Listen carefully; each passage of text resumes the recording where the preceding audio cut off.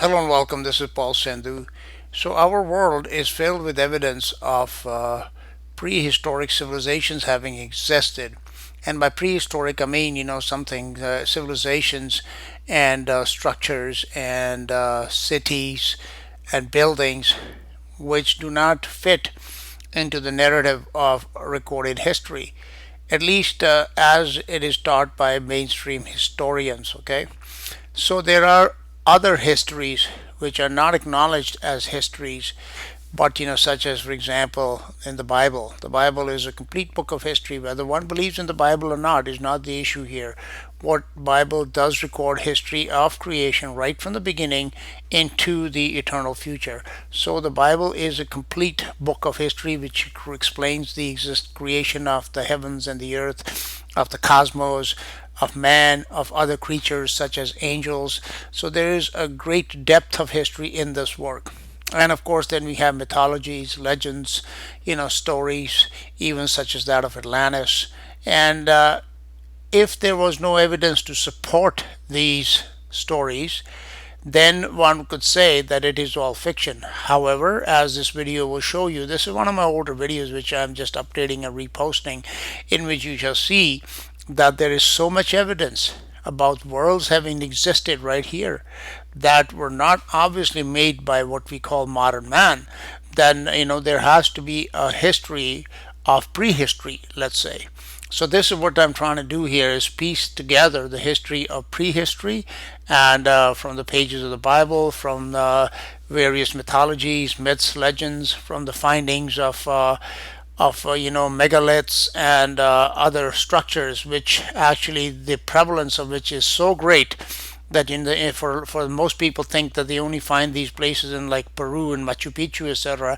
But these megalithic structures are to be found all across the world, and that, my friends, is what proves that something did exist. And if it did, who built it, and what happened to it? Those are the type of questions that are asked and hopefully answered in these videos that deal with prehistory that you will find on my channel.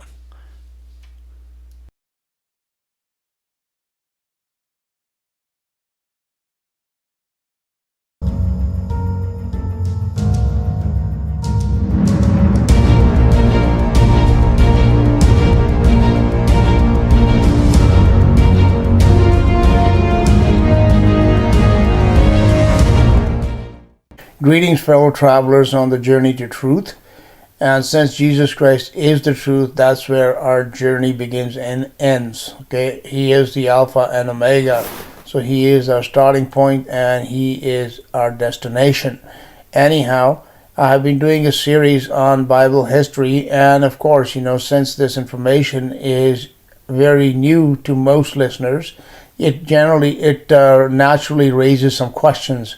And from time to time, I get questions by email, and try and answer most of them. And sometimes these questions, I believe, they are good questions, and it would benefit other listeners as well to see these questions answered, not just privately in an email, but by doing a short video on them.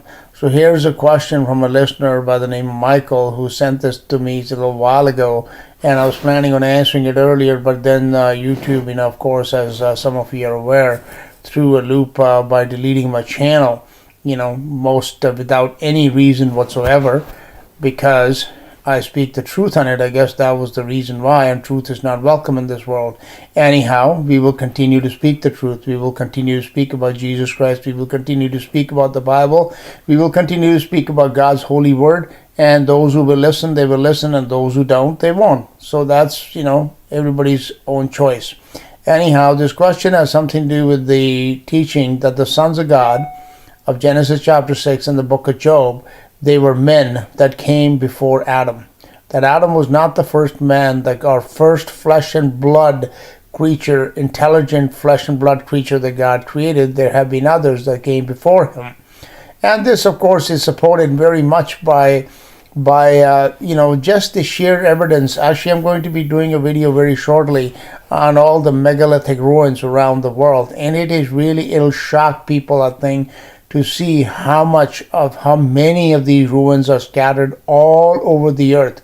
People are generally familiar about the ones in places like Peru, but they don't know that these are like all the way from Siberia on eastern Russia right down to the southern tip of South America in Argentina, and of course in Asia, in Japan, in Cambodia, China, you name it, like India, these in Africa, in the Middle East.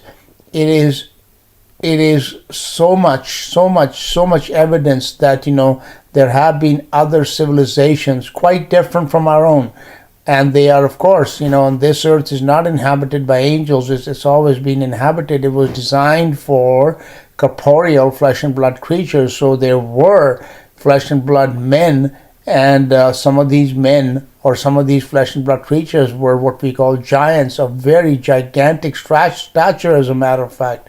In the Bible, we read the story about David and Goliath, and Goliath is estimated to have been around 9-10 feet tall.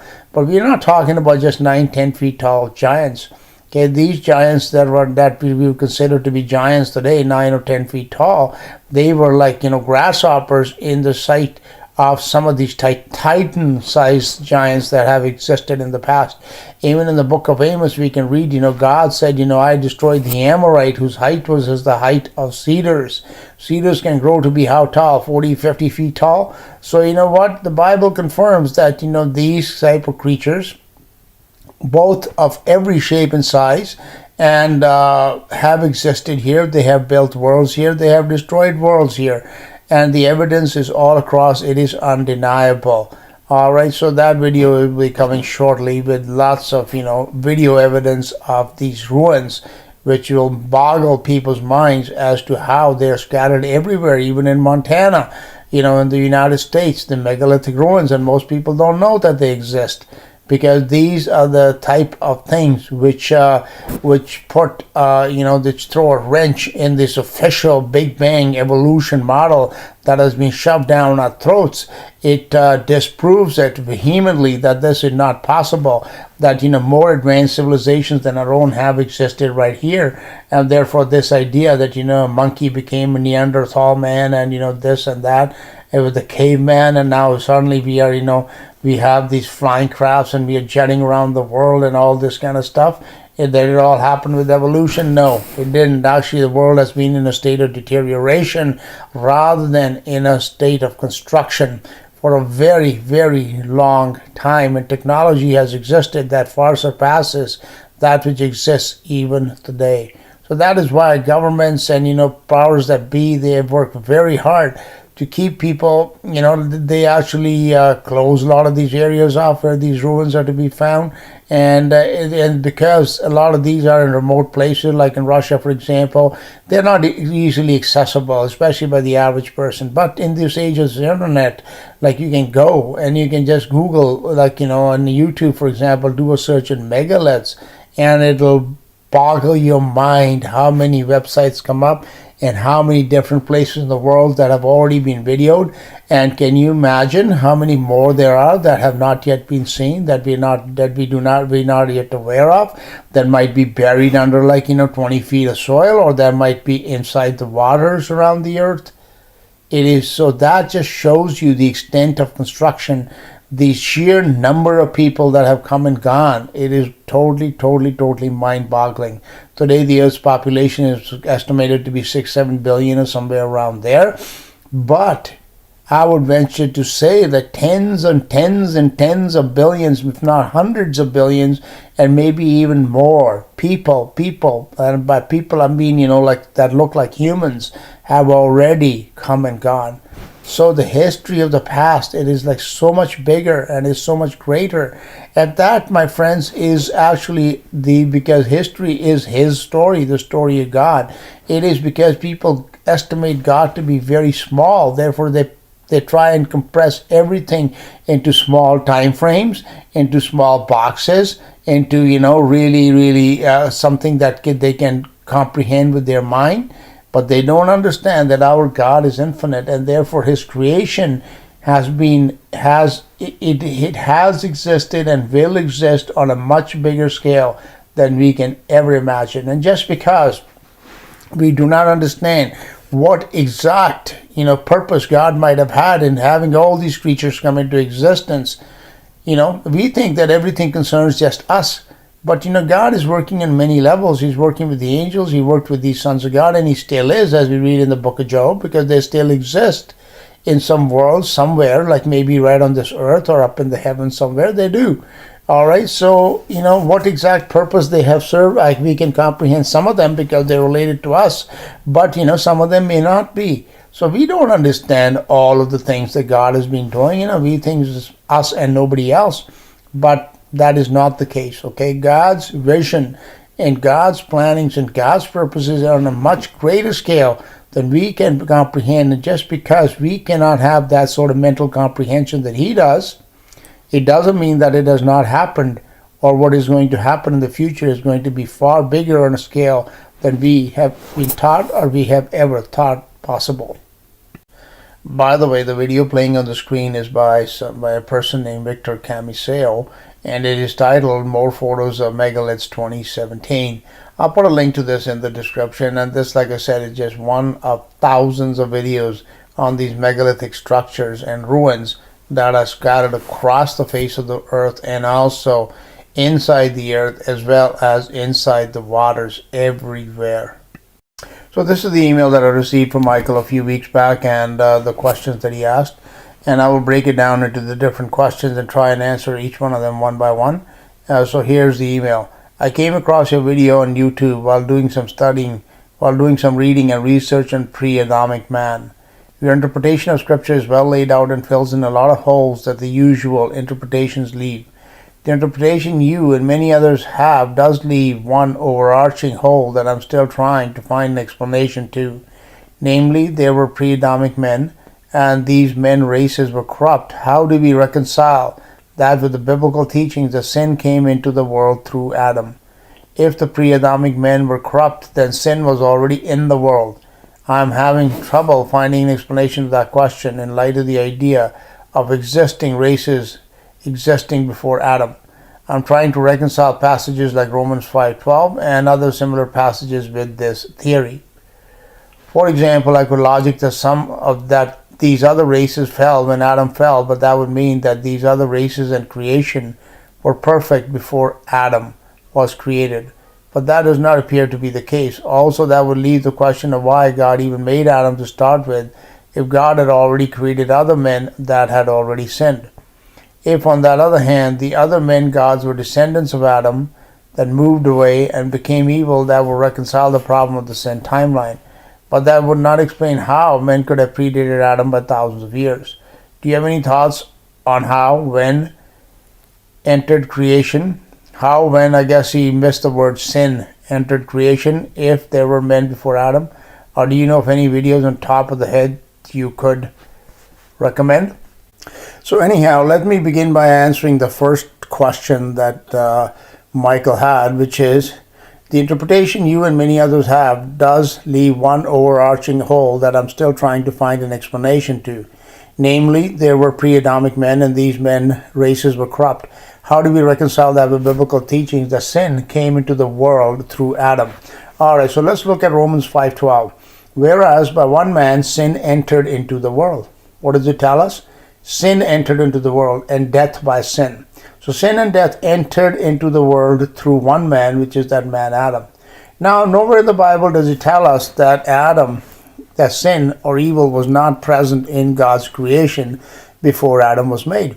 As a matter of fact, if you go back and watch my gap theory video, in it I prove very clearly, scripturally, that darkness, evil, sin, they were already in creation before Adam was made. Okay, this is why God planted the tree of the knowledge of good and evil. If the knowledge of evil had already not been in existence, if evil had not been in existence, neither would have been the knowledge of evil. Okay, and also the serpent, Satan, was already in the Garden of Eden, and he was the devil. He was already evil. He was not going to become evil after Adam sinned. No, he was already fully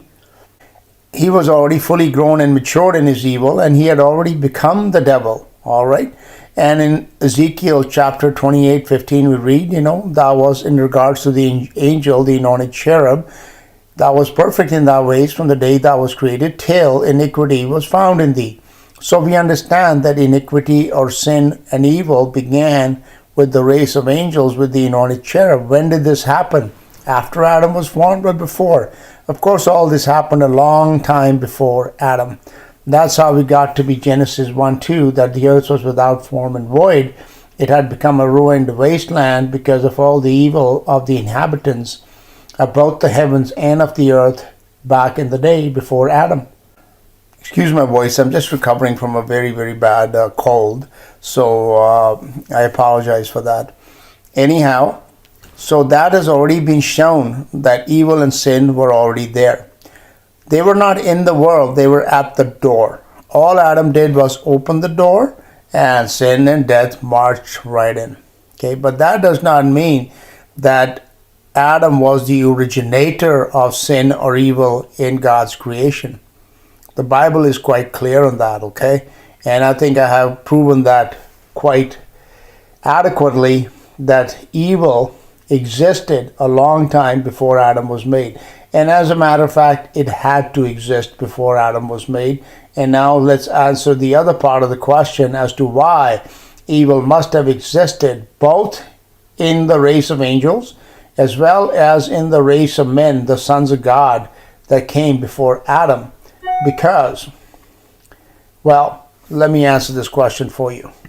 So here's the next question that Michael asks. For example, I could logic that those other races fell when Adam fell, but that would mean that those other races and creation were perfect before Adam was created, but that does not appear to be the case.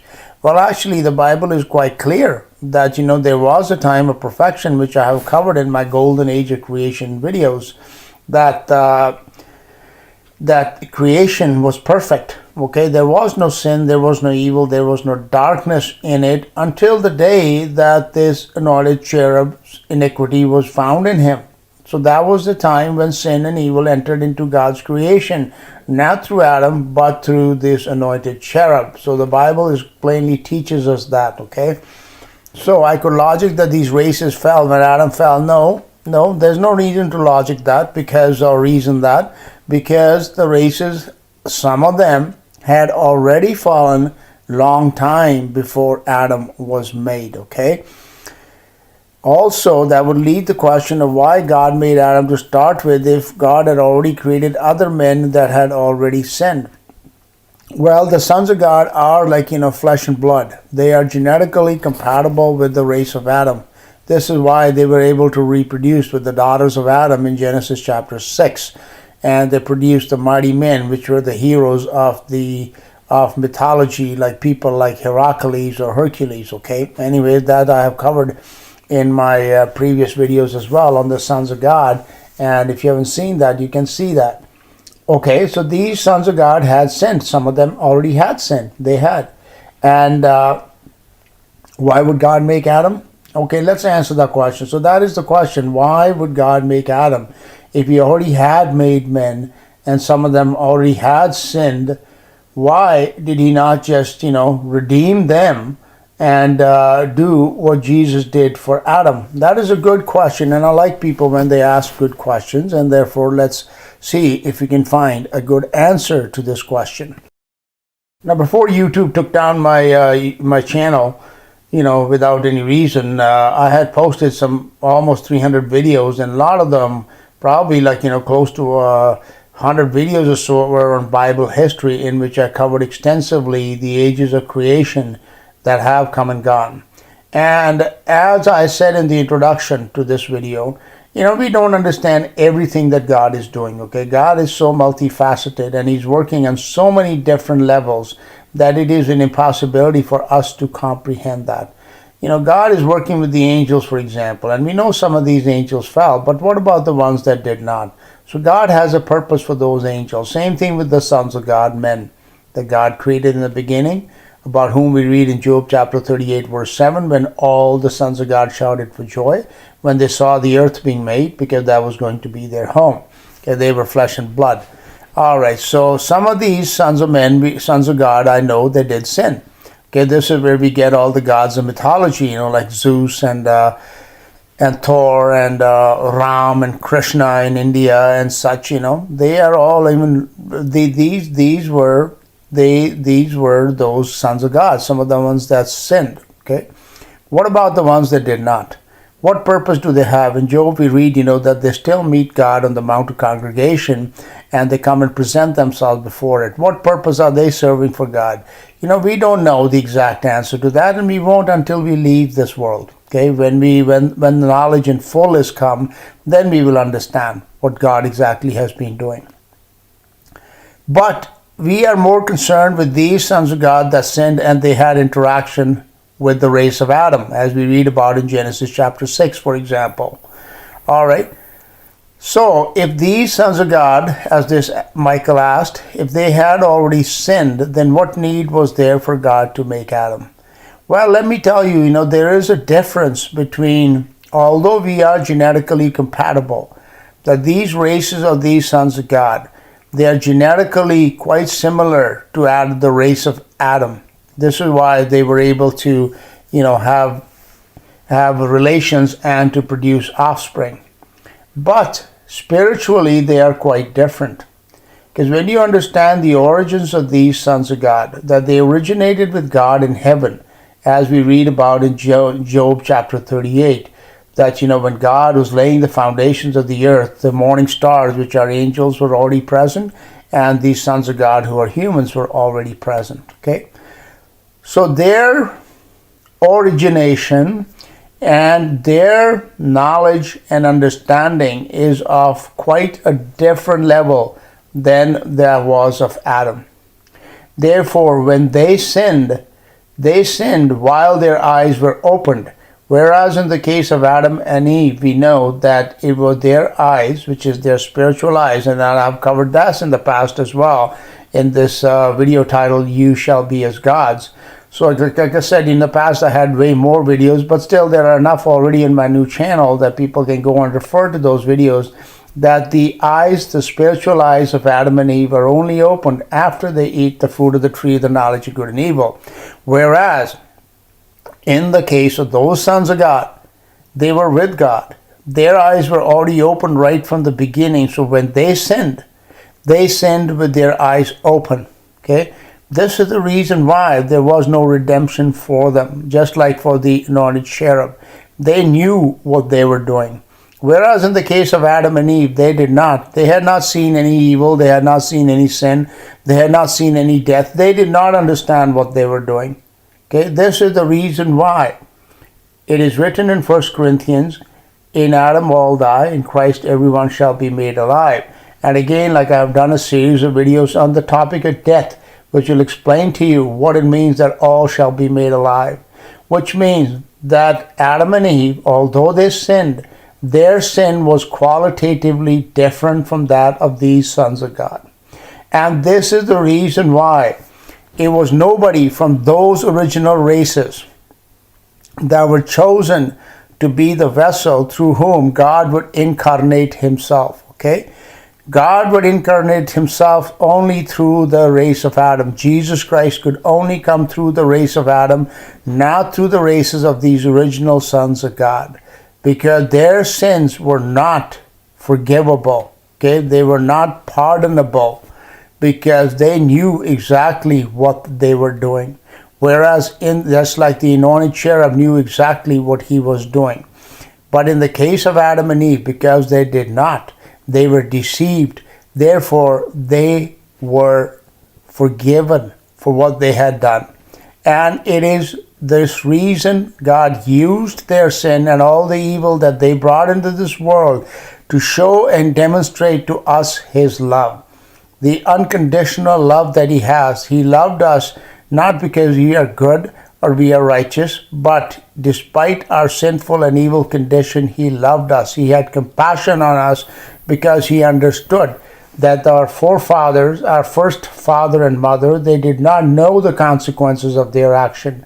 Therefore, he himself had borne that consequence in his own body on the tree, in the form of Jesus Christ. He had already taken care of that. But in so doing, he showed us something, which is John 3:16. God so loved the world that he gave his only begotten Son, that whosoever believes in him should not perish but have everlasting life. It is only because of the sin of Adam that it became possible for God to come and demonstrate his love, and by doing that, to be able to free us from the consequences of Adam's sin, okay, which is that we were all doomed to die, but God has made all alive in Jesus Christ. Now, as I've taught in those videos that I have on the topic of death, that although everybody will be made alive, everybody will not remain alive. Some will enter into second death, because now they sin with their eyes open, just as the sons of God did, just as these angels did. So yes, my friend Michael, sin and evil did exist in God's creation before Adam was made. Adam simply opened the door. Like God said to Cain, sin is crouching at your door, okay, and you shall have mastery over it, otherwise it is going to overpower you. Now God didn't say, Cain, you're creating the sin. He said it's already just outside your door. It's knocking. Keep that door shut. Okay? And Adam was supposed to, well, we knew that Adam did what he had to do, because that served the purposes of God. But Adam should have shut that door. But Adam didn't know what he was doing, and therefore he opened that door.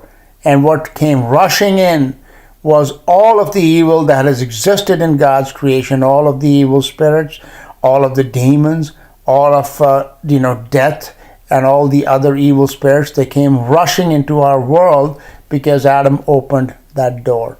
But then again, God knew that's what he was going to do, and therefore the Lamb of God had already been slain from the foundation of the world. Adam had already been forgiven even before he did what he did. Now, in regards to these sons of God, okay, everybody can understand that the angels sinned. They do not understand why these sons of God were made in the first place, and why some of them had to sin. And that has to do with, which I've taught again in the past, is that what are we in Christ? We are new creatures in Christ, but what type of creature are we? Are we a creature of spirit, or are we a creature of flesh? Actually, the answer is that we are both, okay? And because Adam had to go through this passage of evil, he had to encounter both the evils of the spirit and the evils of the flesh. Therefore, before Adam could be made, there had to exist creatures who would introduce evil on a spiritual level in God's creation, which the anointed cherub did, because he was spirit. And they also had to introduce evil on the level of flesh, which the sons of God were, and they perfected the evils of the flesh, whereas the race of angels perfected the evils of the spirit. Okay? And once they had been perfected, it is at that time that the book of the knowledge of evil had been fully written, that God was then able to plant this tree of the knowledge of good and evil in the Garden of Eden, and it is then that Adam and Eve would be introduced to the evils of the spirit and the evils of the flesh. And it is Jesus Christ in that cross on Calvary. He defeated both those evils, the evils of the spirit, which includes, such things as death, a spiritual death, and secondly, also the evils of the flesh, which, we understand, like evils of the flesh, such as lust, such as, gluttony, like what Bible calls, like the belly. All these things were taken care of, but we had to go through this passage of being inflicted by the evils both of the spirit and of the flesh. Now, I've talked about this in the past, so I'm not going to go into much detail as to the differences between the evils of the spirit and the evils of the flesh. But, evils of the spirit are things like, wanting to be worshipped as God, and desiring power, desiring to rulership, desiring the position of God. Those are evils of the spirit, which is what the anointed cherub did. Evils of the flesh are more like, lust And the stories of these Greek gods, for example, Zeus, etc., that's what they're filled with. They're like, they lusted after human women. They lusted after, the flesh of anything. Boys, girls, beasts, you name it. Okay? And then again, they were giving over to eating and drinking and just satisfaction of the body. These stories have a basis in truth. So these are the evils that they introduced into God's creation, whereas the angels introduced a level of evil which is of a different nature. And yet all of these evils had to come and inflict the race of Adam. And it is when Jesus came and defeated it, that is how he made it possible for us to be freed from these evils forever, and therefore to be freed from the clutches of death, and to be given the promise of eternal life. And finally, Michael asked this question: do you have any thoughts on how, when sin entered creation, if there were men before Adam? Or do you know of any videos off the top of your head you could point me to?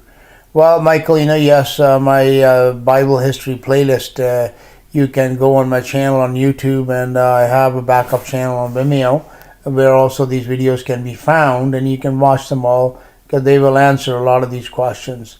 We understand the sin entered creation through Ezekiel 28:15, when the iniquity was first found in God's creation, before which everything was perfect. It was found in the anointed cherub. And of course, as I have shown in my videos on the progressive ages of history, and the gold to the silver age to the bronze age, is that although it began in the race of angels, they also then were joined in their evil by some of these sons of God, who later on became the gods of mythology. Okay, these were the people on the earth, the sons of God who occupied the earth. Some of them did join these other angels, these evil angels, in their sin, and that is how sin entered the earth. It entered the heavens through the angels. It entered the earth through these original sons of God. And what is the timeline? This happened, like the silver age begins with the sin of the anointed cherub, and I think it is in that very age that some of these sons of God became followers of these angelic race. And later on, as I showed you in part 4 of this Bible history series, that they had wars between each other, which is how God always turns these evil people against each other, and they did fight and they did war. And I believe that is how these angels originally, as recorded in the book of Jude, ended up in chains of everlasting darkness, bound in hell. Okay, so I think that these questions have been answered, that Adam was not the originator of sin. He was simply the man that opened the door to sin that already existed in God's creation. God has made the races of angels for his own purposes. The evil ones, of course, to introduce evil into his creation. But the ones that have not sinned, what exact purposes they serve, we will find out later on. Same thing with these sons of God. Some of them did turn to evil. They became what we know as the gods of mythology. They built worlds right here on this earth, for the evidence of which some of it I've been playing in the video that you've been seeing on the screen. And I have talked much about it. We'll do so again in more videos in the future. And these sons of God, they introduced into God's creations the evils of the flesh, so that when Adam came, who later on in Jesus Christ would be a new creature who was both spirit and flesh, their victory, for them to be the sons of God, they had to have been tested, and their testing and their trying had to come in the form of both the sins of the spirit and the sins of the flesh, which Jesus overcame them both on the cross, and therefore he has made it possible for us to have victory over the sins of the spirit, which the angels introduced, and the sins of the flesh, which the sons of God introduced. Okay, so these things have all happened for a purpose, for a reason. God's made everything by his wisdom, and he has made all things for himself, as the Bible tells us. So we understand that one of the purposes of making these creatures was that they would be the originators and the authors of evil in God's creation. And when they had finished God is finished. When this purpose of evil is finished, so too will they be finished. Okay? That is what the Bible clearly teaches us. And on the other hand, there is, of course, some other purposes that they fulfill for God, which we do not know because we don't have much interaction with them. We don't know what's going on up there or even around in our earth. There are other worlds that exist here. What's happening there, we don't know. We do not know the answers to all those questions, and frankly, we don't need to know.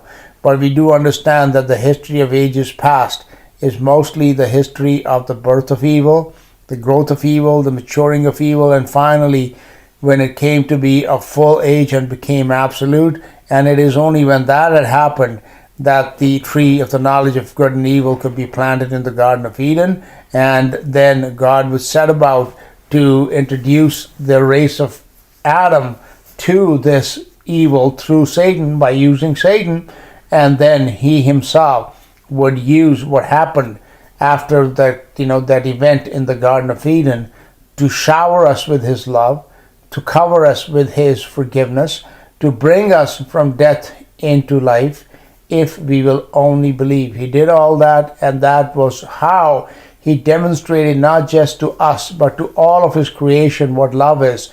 This is why we are told in the writings of the Apostle Paul that we will be teaching the angels. That is what it is, the church that is going to teach the angels, the church, the real church of Jesus Christ, because we will have been made perfect in love. And being made perfect in love is something that could never happen except we had passed through this passage through the evil of creation. And those evils did not originate with Adam. They originated with the race of angels and passed from them to the races of the sons of God.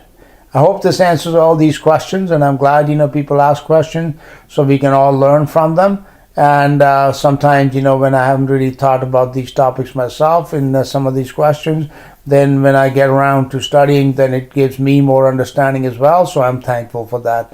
Well, thank you for listening. This is Paul Sandhu. I'll be back again in a few days because I do want to do a video on these ancient technologies and these ancient ruins, which show us about this, which teach us a great deal about these wars that have happened on this earth in the past, which turned it into a ruined wasteland, which we find it to be in Genesis chapter 1 verse 2, that the earth was without form and void, and darkness was upon the face of the deep. Okay, God bless you all. Have a wonderful week, and thanks for listening.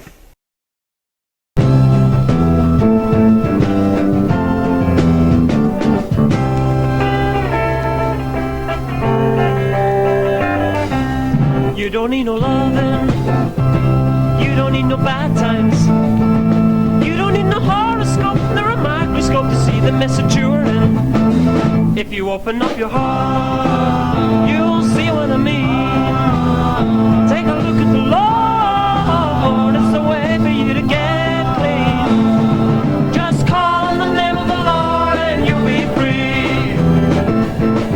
The Lord is waiting on you all to awaken and see. Wake up now, call on the name of the Lord and you'll be free. The Lord is waiting on you all to awaken and see.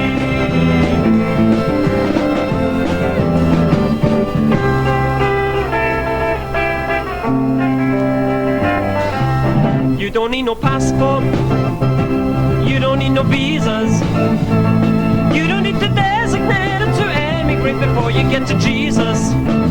If you open up your heart, you'll see him right there. I know he's always with me. Oh, why don't you open up? Just call on the name of the Lord and you'll be free. The Lord is waiting on you all to awaken and see. Call on the name of the Lord and you'll be free. The Lord is waiting on you all to awaken and see.